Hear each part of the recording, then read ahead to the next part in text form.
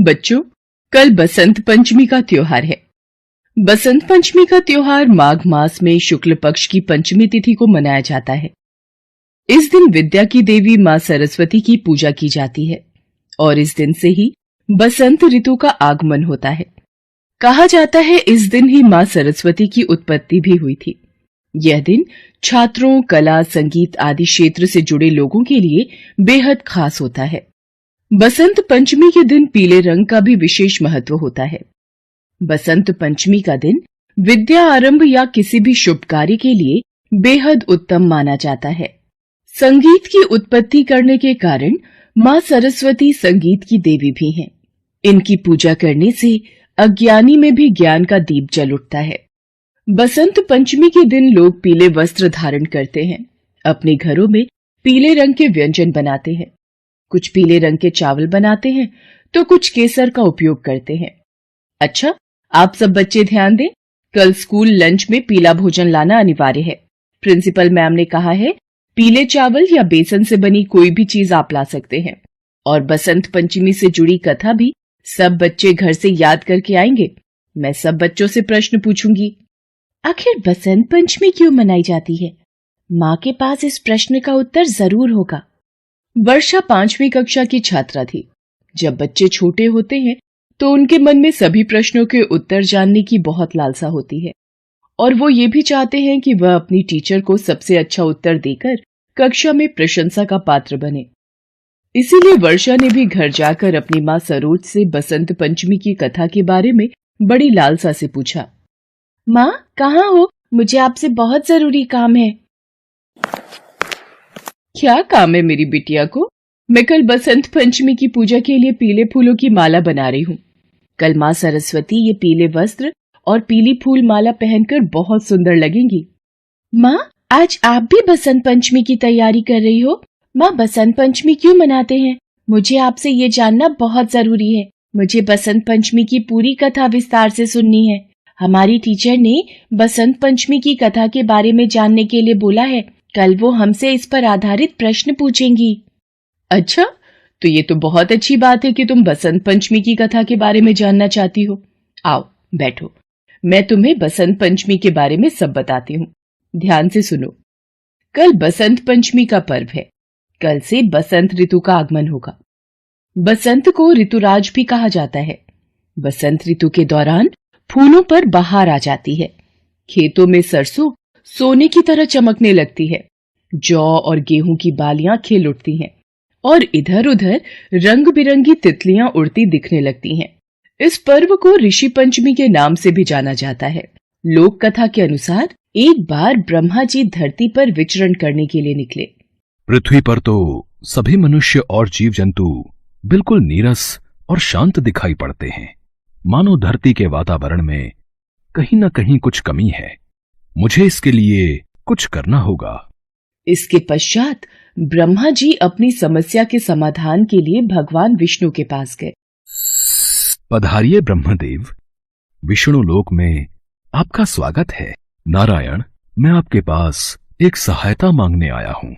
मुझे पृथ्वी पर सर्वस्व मौन ही दिखाई दे रहा है। मैं चाहता हूँ पृथ्वीवासी बोलने लगें। मुझे इसके लिए आपकी सहायता की आवश्यकता है। ब्रह्मदेव, इस कार्य में तो आदि शक्ति ही हमारी सहायता कर सकती हैं। हमें आदि शक्ति का आह्वान करना होगा। विष्णु जी के द्वारा आवाहन होने के कारण भगवती दुर्गा वहां तुरंत ही प्रकट हो गई। आपने मुझे याद किया, बताइए मैं आपकी किस प्रकार सहायता कर सकती हूँ? देवी दुर्गा, ब्रह्मा जी चाहते हैं कि पृथ्वी पर मौन न रहे। पृथ्वी पर चारों ओर उदासी है। इसके लिए हम आपकी सहायता चाहते हैं। आप चिंतित मत होइए, मैं आपकी सहायता अवश्य करूंगी। ब्रह्मा जी तथा विष्णु जी की बातों को सुनने के बाद उसी क्षण आदिशक्ति दुर्गा माता के शरीर से श्वेत रंग का एक भारी तेज उत्पन्न हुआ, जो एक दिव्य नारी के रूप में बदल गया। यह स्वरूप एक चतुर्भुजी सुंदर स्त्री का था, जिनके एक हाथ में वीणा तथा दूसरे हाथ में वर मुद्रा थे। अन्य दोनों हाथों में पुस्तक एवं माला थी। आप सभी मेरा प्रणाम स्वीकार कीजिए। मेरे लिए क्या आज्ञा है? देवी, आपको सृष्टि में वाणी उत्पन्न करनी होगी। अपनी वीणा के तार झंकृत करने होंगे, जिससे सभी प्राणी बोलने लगें, नदियां कलकल कर बहने लगें। हवा में सन्नाटे को चीरता हुआ संगीत पैदा करना होगा। आपको चारों दिशाओं में ध्वनि उत्पन्न करनी होगी, ताकि ये सृष्टि और यहां की प्रत्येक वस्तु, जीव जंतु सब बोलने लगें। ये पृथ्वी मौन न रहे। जो आज्ञा ब्रह्मदेव। मेरे तेज से उत्पन्न हुई देवी, आज से आप सृष्टि में ज्ञान की देवी मां सरस्वती के नाम से जानी जाएंगी। ब्रह्मदेव सरस्वती आपकी पत्नी बनेंगी। जैसे लक्ष्मी श्री विष्णु की शक्ति हैं, पार्वती महादेव शिव की शक्ति हैं, उसी प्रकार देवी सरस्वती आपकी शक्ति होंगी। ऐसा कहकर आदिशक्ति श्री दुर्गा सब देवताओं के देखते ही देखते अंतर्धान हो गई। इसके बाद सभी देवता सृष्टि के संचालन में संलग्न हो गए और देखते ही देखते ब्रह्मा जी की आज्ञा से देवी सरस्वती ने पृथ्वी पर वाणी उत्पन्न की, संगीत उत्पन्न किया। चारों दिशाओं में प्रत्येक मनुष्य तथा जीव जंतु सब में वाणी का संचार हो गया और देखते ही देखते मां सरस्वती की कृपा दृष्टि से धरती चहकने और खिलखिलाने लगी। देवी सरस्वती ने जब अपनी वीणा के तारों को छेड़ा तो पूरी धरती संगीतमय हो गई। तभी से बुद्धि व संगीत की देवी के रूप में मां सरस्वती की पूजा की जाने लगी। मां सरस्वती को वागीश्वरी, भगवती, शारदा, वीणावादिनी और वाग्देवी समेत अनेक नामों से पूजा जाता है। ये विद्या और बुद्धि प्रदान करने वाली देवी हैं। संगीत की उत्पत्ति करने के कारण ये संगीत की देवी भी हैं। माँ, ये कथा तो मुझे पूरी याद हो गई। वैसे इस बसंत पंचमी के त्योहार का बहुत महत्व होता होगा ना माँ?